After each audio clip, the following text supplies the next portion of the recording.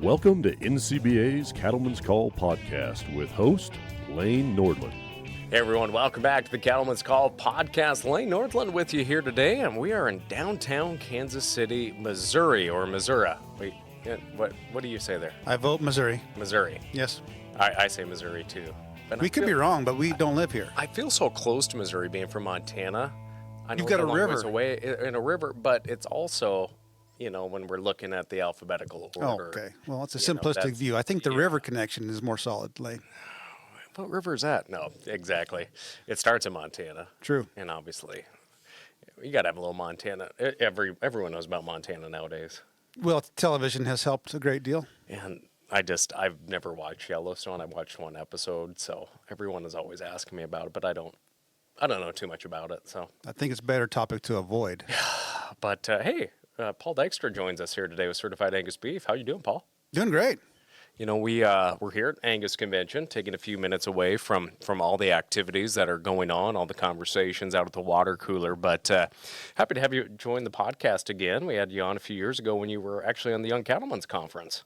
That's right. Been a couple of years. Enjoyed that and happy to be back with you today, Lane. So, Paul, let's talk about your role with CAB and how you observe the markets, how you observe beef demand, tracking trends in beef quality. Let's just share your work as a Renaissance man in the cattle industry.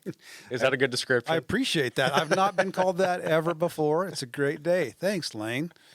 Yeah, Renaissance man for sure. No, I think we could summarize my role a bit simplistically by just saying that I'm kind of the conduit between the end product market and the producer. And that's a very boiled down description, but I do provide market analysis and commentary both for our internal staff and as well to the public through my biweekly newsletter, the CAB Insider, that folks can sign up for at no cost, if you don't mind that plug right out of the gate, Lane. But through that and lots of speaking engagements, traveling around the country, being involved in different cattlemen seminars, meetings, tours, and one-on-one consultation with just about any sector of the business that happens to give me a call and talk about what the trends are in the beef market.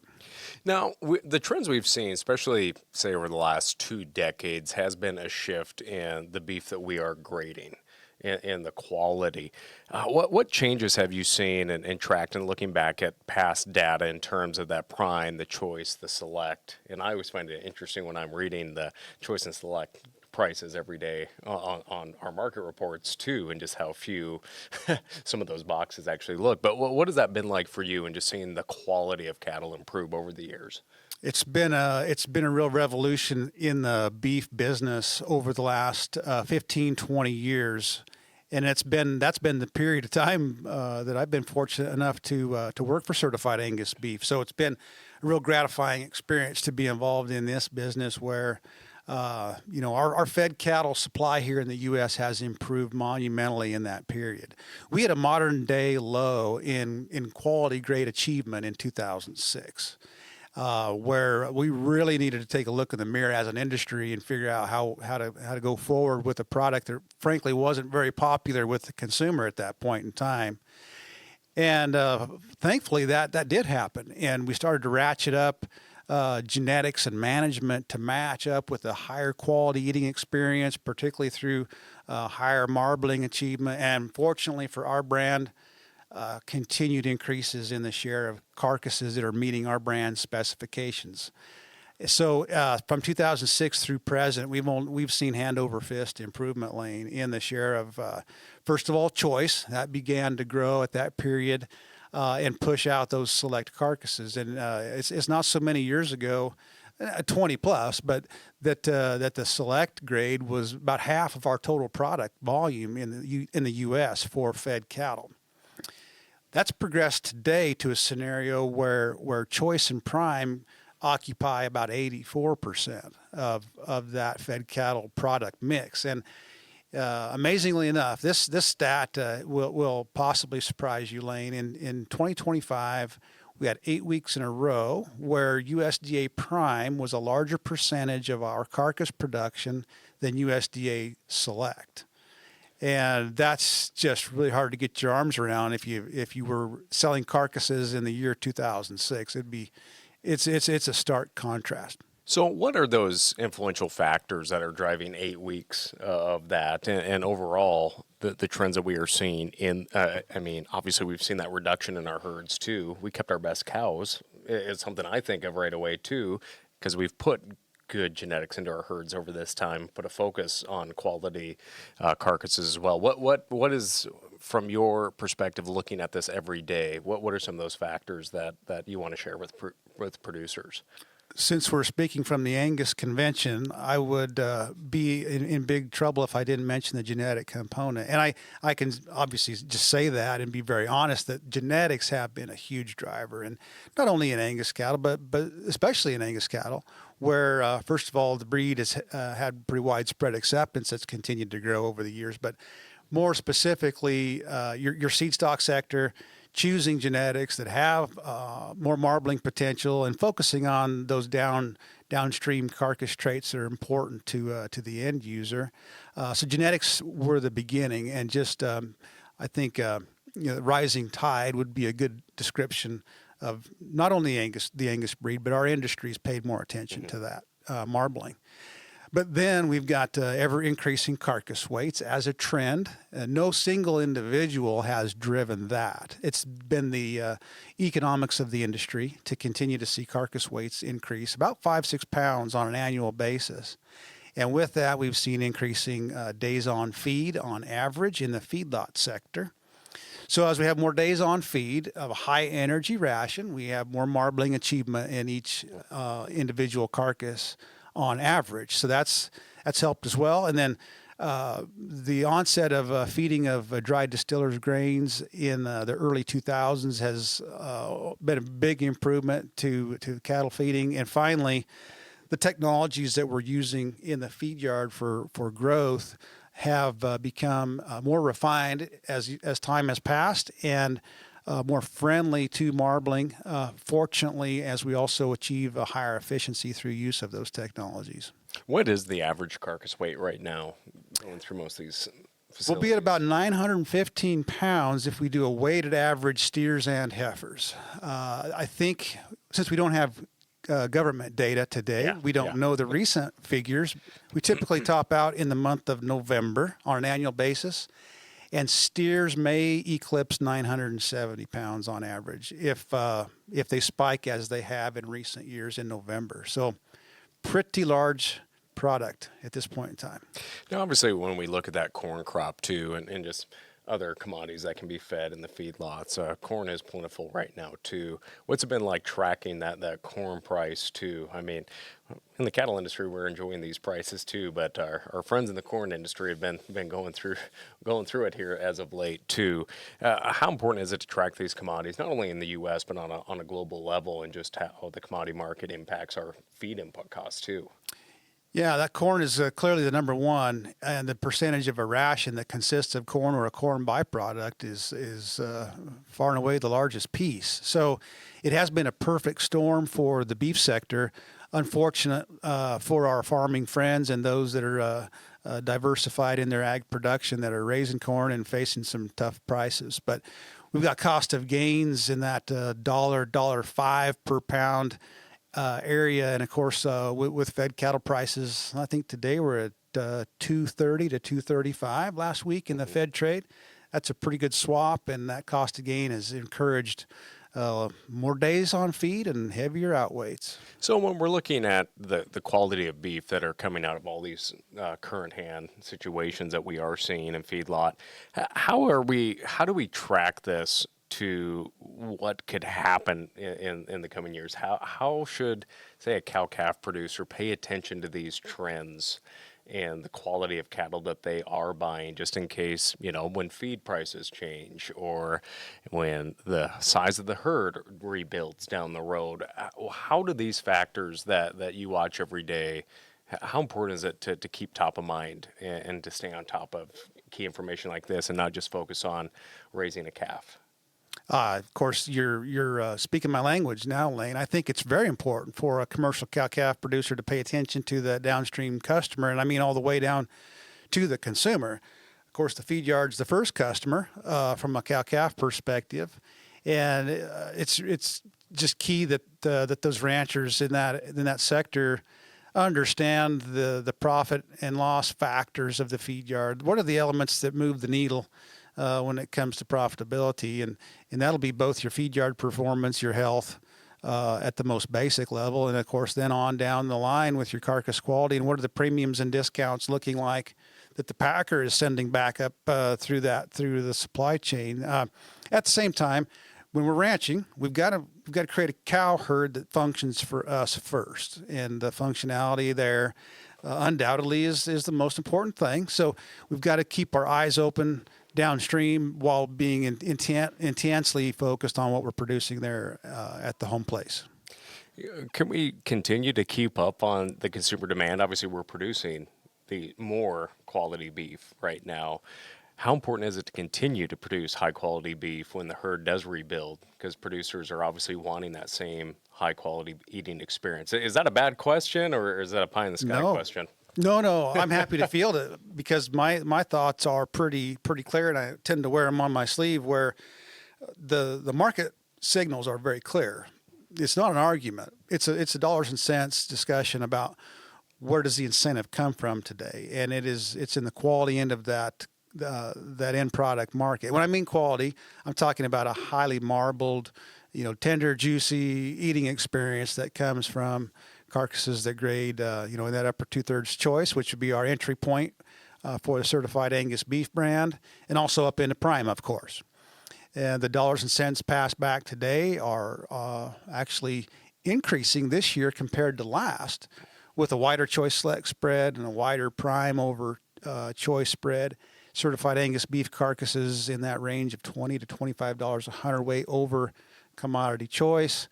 And those signals are priced into these grids that packers are offering to feed yards. And there's no setting in which I'm aware of today, Lane, where carcasses unlike those are preferred by any packer. There are no opposing forces to my mind in that pricing structure. We've got to keep an eye on yield and of course your yield grade scenario and the premiums and discounts there, but it's pretty clear in the pricing, what the goal is for producers. So moving forward, I don't see any reason to turn back from that. And today, with all the technology that feedlots have, and then the processing has too, why should a cow-calf producer consider reaching out to the feeder and getting back that carcass data as well, and looking at the beef that they are producing at the end of the day that consumers can enjoy? Do you think some producers are scared about what the results could be, and that they might not yield? Undoubtedly, some could be fearful. Well, I guess have you had an example where you've talked with a commercial producer that did receive results that they didn't like and worked to improve that yield, and at the end of the day, it does change their price outlook too? I guess. Do you have any experiences like that? Sure. Yeah, I have examples from many years ago where results were less than favorable, and perhaps the rancher was disappointed in what they suspected they were raising, and also made some adjustments on their bull battery and some of the traits that they were keying in on, and slowly made that progress over time. Nothing drastic or dramatic in terms of change, but just leaning in the right direction can help over a couple of generations of those females in the herd. So I've seen those for sure. As well, I think this brings to mind the idea that also some ranchers don't understand what actual exemplary performance looks like. When we talk about cattle that'll go 80% choice, well, today that's no big shakes. Mm-hmm. And 90+% either. We need to be talking about, just because the bar's been raised, the genetics are there to do much better, we need to be worrying about where's that percent prime number, how many CAB carcasses in our case with these Angus type cattle are we creating, and pushing that end of the quality where USDA choice is pretty ubiquitous in the market. So it's Yeah, the game must be escalated as we've pushed on quality and improved the entire mix. And so, obviously, sticking in the Angus realm, since that is CAB, and we are here at the Angus Convention, how important is it, though, for a commercial producer to work closely with a seed stock producer, not just show up and buy a bull once a year? And again, that relationship goes both ways, but when we're trying to get to a place where you're raising cattle that are fit for the environment that you ranch into, but are looking to improve, the maternal ability, have longevity, and then everything that you want in a cow, but also have that end result in that calf having a high yield. Why is that so important for both the commercial and the seed stock producer to work together, or for that commercial guy to go look at other operations too, maybe not just right down the road? Yeah, well, your previous question focused on should the commercial cow-calf producer look downstream to the feed yard, and yes, they should. By the way, that my point was they should seek that data if they can possibly do so. Find out what you're producing, and then that applies too to the seed stock producer, where hopefully they are raising cattle that are in the right package and creating the right product, but both parties at the seed stock and commercial sector need to be, I think, hand in hand, eyes wide open about what do we know about the downstream product and what's being done about it upstream, and what kind of proof do you have, and how much focus and emphasis have you been putting on traits of importance to that particular customer. And sometimes it does mean going a little bit farther away than just down the road, finding genetics that do suit you. And of course, we understand, Lane, lots of ranchers have lots of different needs, and there's a bull out there for everybody. Is kind of my running statement, that there's no one answer for everyone. But what? There's not just, you can't just go buy exactly what you need, and it's that easy. Apparently, as well, single trait focus is also not healthy out there in the business, right, Lane? So let's make no mistake, there are lots of needs that ranchers have out of a bull. And it may be such that you need to go looking a little bit to find a seed stock provider that has the same focus and intent as you do. So that's the fun and the challenge of buying bulls. Well, and you raise cattle too. Like, we know there's give and take and everything, and we're just striving again just to raise the best quality cattle we can that are going to have the top beef that we can within our environments too. But that also circles back to the question, with select cuts. So, I mean, those are obviously, they're leaner, they're not as highly marbled, there's not as much fat. Is that a concern for the supply chain, that we're maybe producing too much high quality meat when we're looking at the select conversation, especially for food service demand that doesn't need a prime, beef to come through just to get into the local school system, or a restaurant that doesn't serve that high end cut? Well, that's a point that should be focused on a bit. There are certainly some customers, whether it be an individual consumer or maybe even an outlet, like you say, that would be more suited for a leaner product, no doubt. And of course, our consumption of ground beef as a country demands a whole lot of lean. We typically get that from those cull cows, et cetera. But I think it's been easier to quench the demand for those leaner cuts with smaller volume as of late, because we have more customers that are realizing that, hey, I like a highly marbled piece of beef. And I also understand that the healthfulness and nutritional drivers here really lean toward that now. We've had that education as a society since the 80s, when the war on fat was prevalent. Now we understand that, of course, beef is very good for you, and fat is also good for you and does not make you fat. And that's just been a very tough learning curve for a consuming public that has a very short attention span. So I think that's the right direction, and I think we can produce quite a bit, enough select and leaner cuts on accident to not focus too much on it. I like how you put that. So when we look at the prime aspect of things, has there ever been a time when prime grading has outpaced the consumer or food service demand? I would imagine there have been points in the last 5-6 years that happened. And the reason I say that is not because I believe demand is too low for prime. It's very, very high today. And also our production of prime is near record high today in total volume.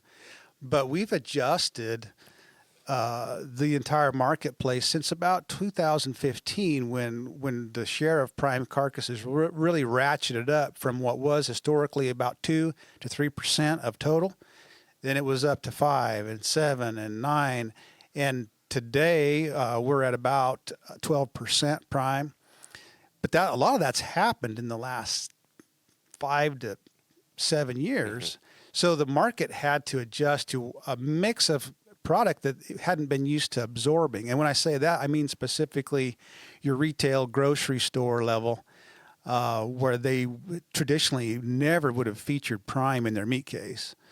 But with the onset of a higher volume, and I'm talking about more than 3 times the volume in growth in that period, companies like Costco would be the best example. A very large retailer that sells a lot of beef actually moved toward specifically purchasing prime for their customers. And they found that, hey, they liked it, and it helped drive customers into their stores. And they could also purchase it 52 weeks out of the year because there was enough volume.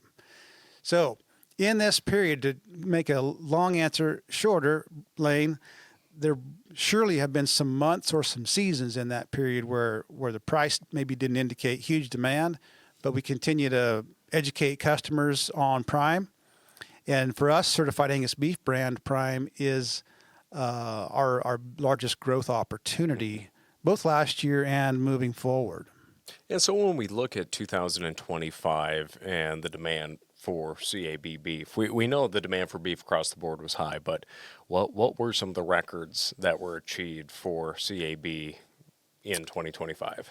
Well, let's see. We would have had a record sales year of Certified Angus Beef Prime, as a matter of fact. So you led me right to water on that one, Lane. I didn't even mean to. Yeah, that was great. And, well, that was led actually by a 20% increase in the international division in terms of those prime carcass, that prime carcass product sales. So that one flies a bit in the face of what we understand about exports today, right, in the U.S. Yep. But despite a tougher year in exports, we saw that increase in that prime. So that was great there, and I think that's probably the crown achievement. You know, this is our 3rd largest year in total sales volume. We just wrapped up the fiscal books on, so I can't say a record, but awfully good. Yep. in a situation that is constrained a bit by headcount, right? Even though we have heavier carcasses, there are lots of weeks that our total tonnage of production is below last year for sure. So the records were a little harder to come by, but I would say we hung right in there and had a really solid year. And by we, I mean our downstream partners down through the supply chain. How was your guys' feeding quality forum this year? I was not able to attend, but was able to go through some of the media files and highlight some of those speakers, whether it was on the seedstock end or the feeder end. We can give a pitch for the 2026. I don't know the dates on that, but why is it important for the feedlot, the cow-calf guy, and the seedstock producer to come together and learn all the time? Not just stay in our own little corners of production, but learn about how important efficiency is and genetics and how they can come together to make sure everyone is making a profit and there are premiums in the business. Yeah, Lane, we've tried to design that feeding quality forum just as you described, that a feeder can come to it, a cow-calf producer and seedstock producers. Any of those folks can attend and take away something that perhaps isn't even from their immediate business, but kind of make it a little well-rounded. Of course, originally the foundation being focused on feed yards, but it's become a little bit more broad than that.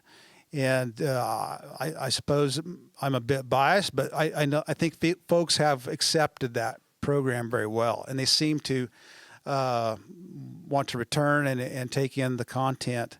It's been real gratifying to see that. It's grown. This last one was in Minnesota, a little smaller attendance just due to the regionality. Last year we had well over 200 folks in Dodge City, Kansas.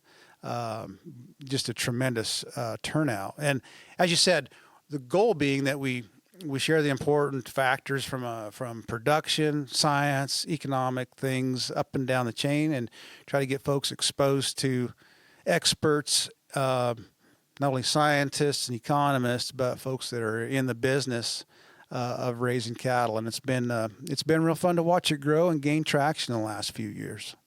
And what makes you bullish about the cattle business right now? Obviously, we cow-calf guys receive very important and well-deserved checks this year for their hard work. But what makes you bullish about the future of the industry? Well, that's the first one, because if we don't incentivize the rancher to keep ranching, we're finished. And so that's very important. But the bigger picture is that the size of the pie has grown so that everybody gets a piece that's actually going to keep them in business. Now, granted, our sectors are not always all profitable, and we know that. There are leverage shifts. Today, the feed yard and the cow-calf operator definitely have the leverage, and it's been going great. Downstream, maybe not as great, but we all get a turn, or at least lately that's been the case. But the fact that there's enough total dollars to spread across all the sectors and pay for what have been increasing input costs, and still have revenue left, net revenue left, that we can take home and put that in the bank and pay some bills at the house. That's got me excited. And lots of us came up in a period of time where that wasn't the case. So it looks like the beef business is going to be viable instead of a last best option for folks out in the country. I did a podcast the other day with my friend Jake Fettis. He's a rancher. He's a Red Angus, actually, producer. Yeah. And he was repping Superior calves there, just a mile down from our house there at the little community stockyards. And the way he put it, for young people to get a start or go out on their own, they're going to have non-conventional ways to be successful. What are some non-conventional ways that you think folks getting a start in the business or going out on their own, or maybe starting with one cow? Yeah. What are ways people can be non-conventional and trying to be successful and make a go of it? Well, I bet Jake's thought more about it than I have, but I would jump to the one that seems the most obvious to me, and that is what is the one thing that ranchers that are well established are lacking? Labor. So what can a young person provide? Labor. As a result, there's got to be a number of different ways that those two parties can arrange it such that the younger of the two can get established, and with some preferential treatment from that other established older producer that needs the labor. And I don't think that's impossible at all. Granted, there's a lot of capital involved in these ranches today, in land ownership, cattle ownership, equipment, you name it. They're all very, very large investments. But the need for labor and dedicated commitment in labor that wants to act like a manager, I think there's the world's wide open to those folks. That's some good insight there, because it's something we talk about every day, both those issues. And it's tough though, separating. Well, they're not from our family, but for us to be successful, because how many third, fourth generation people raised on a ranch aren't involved in ranching anymore? A lot. And then they get sold off. And as well as land transfers hands out of a traditional family ranch into another investor type, as we might coin them, person. They need management for that land. Yep. They enjoy the ownership. Maybe it's a good safe haven for cash. They need some management for someone to reap some revenue off of that land, and that's not a trend that's probably turning around, that transfer. So again, opportunity for youth, enthusiasm, commitment, and a want to. Yep. I think that's the exciting piece of that. Well, Paul, I know it's a busy day for you and the CAB crew at Angus Convention. Any last thoughts before I let you? I think you're actually missing the lunch, maybe not, but before I let you go hit the lunch line.